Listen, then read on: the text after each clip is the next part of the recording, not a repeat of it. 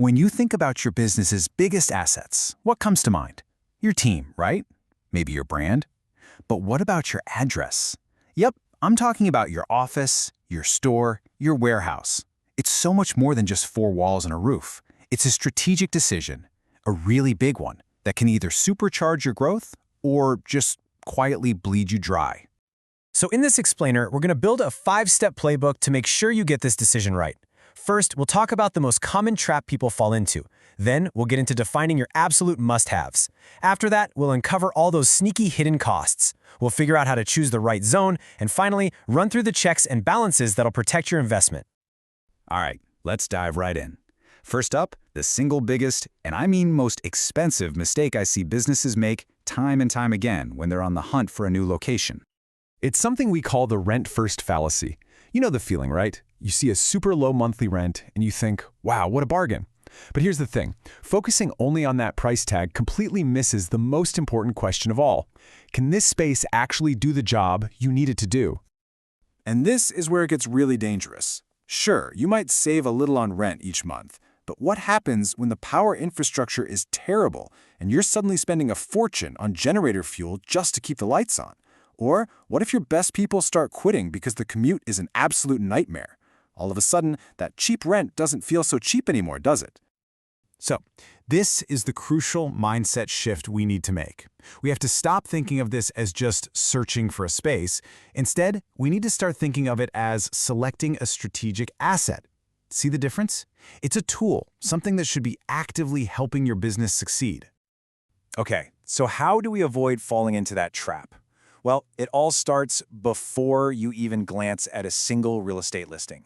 You've got to look inward first and create what we can call a capability scorecard for your own business. I mean, think about it for a second. Every single business has a totally different set of non-negotiables. If you're running a retail shop, being on the going home side of the street, where people stop on their way home from work, can literally make or break you. For a tech company, 100% generator backup isn't some nice perk, it's basic survival. A warehouse needs those super high ceilings for stacking, a restaurant needs heavy-duty ventilation. You get the idea. These aren't just preferences, they're absolutely mission critical. And this is where you have to be absolutely ruthless with yourself. That fancy marble lobby, yeah, it looks impressive, but it's not going to keep your servers from crashing. A great view is, well, it's nice, but it's totally useless if the building isn't even zoned for commercial use. Just doing this simple exercise, separating your must-haves from your nice-to-haves, is probably the best way to avoid making an emotional decision. It'll help you filter out like 90% of the properties that just won't work. All right, so once you've got a handle on what your business physically needs to operate, it's time to talk about money. And I don't just mean the price you see on the listing. We need to talk about the real number, the true cost.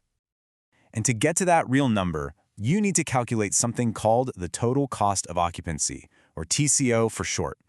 This is the financial model that's going to show you what a property will truly cost your business over the entire lease, not just that one monthly rent payment. So, how does it break down? It's pretty straightforward. First, you start with the obvious stuff, the rent and any service charges. Then you add in the variable costs, like utilities and, this is a big one, fuel for any backup generators. Next up, and you really can't forget this, you have to factor in the cost of actually fitting out the raw space, and you spread that cost out over your lease. And finally, you have to account for any potential costs that might pop up from compliance issues. It's just a much more honest way to look at the numbers. Just take a look at this. We're talking about Common Area Maintenance, or CAM.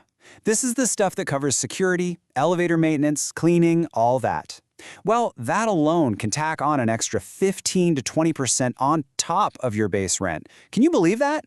If you're not factoring that in from day one, your budget is already toast. And believe me, the hidden costs don't stop there. Is the power in the area unreliable? Well, get ready for generator fuel to become a kind of hidden tax on your profits. What about that super cheap shell and core space? Well, that's going to need a huge upfront cash injection just to make it usable. And don't even get me started on the security deposit. That can be 6, even 12 months of rent just sitting there, your capital locked away and earning zero interest. Okay, so we've defined our operational needs and we have a much better handle on the real costs. Now let's see how this all plays out in the real world. We're going to use DACA as a case study to see how you can choose the absolute right zone for your specific business. Here's the key. You have to stop seeing a city as one giant, single market. It's not. It's more like a patchwork quilt of tiny microeconomies. A street that's a gold mine for a restaurant might be a total dead zone for a tech startup. So your goal isn't just finding the right city, it's about finding the right neighborhood. The one little patch that perfectly aligns with your business model. This table really lays out the kinds of trade-offs you're always going to have to make. Let's take a look. You've got Bashundhara. It's planned, it's secure, fantastic for a tech office that needs to focus. But then you have Denmandi, which has this dense, affluent customer base, perfect for a healthcare clinic or a fancy restaurant, but you have to be willing to deal with some serious traffic. Then there's Uttara, a total logistics hub because of its airport access, but it's a long way from the financial district. The takeaway here is so clear. There is no single best zone. There's only the zone that is best for your business. Okay, we're in the home stretch. So imagine this. You've found the location. It seems perfect. It ticks all your boxes. The budget works. It's in the right zone. You're ready to go, right? No, don't sign anything yet. Now comes the most critical phase of all, de-risking the entire deal. Think of this as your pre-flight checklist, and you absolutely cannot skip a single item. First, verify the landlord actually has the legal right to lease the property. You'd be surprised. Next, confirm it's zoned for commercial use so you don't get shut down later. Check the fire safety certificate. Is it valid? Is it up to date? And then you've got to do your own detective work. Go visit during the morning rush hour. See what the traffic and the elevator situation is really like. And then go back at night. Check the security, the lighting. Make sure it's a safe place for your team if they have to work late. And finally, we get to the lease agreement itself. And please, I'm begging you, do not treat this like some standard click-to-agree document you just sign without reading. A lease is not set in stone. It is a negotiation. In fact, it's the single most powerful tool you have to control your future and protect your investment. And here are a few of the most critical clauses you need to fight for. You need a cap on rent escalation to stop your costs from suddenly skyrocketing. You need to clearly define who pays for major repairs, like what happens if the generator dies. That can save you a fortune.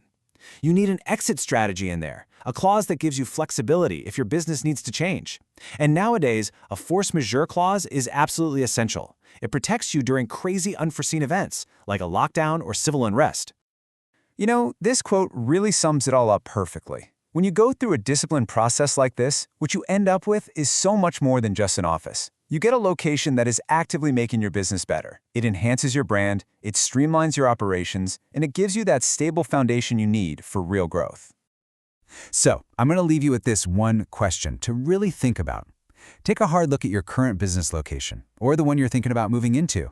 Is it truly a strategic asset that's driving your growth, or is it a hidden liability just quietly holding you back?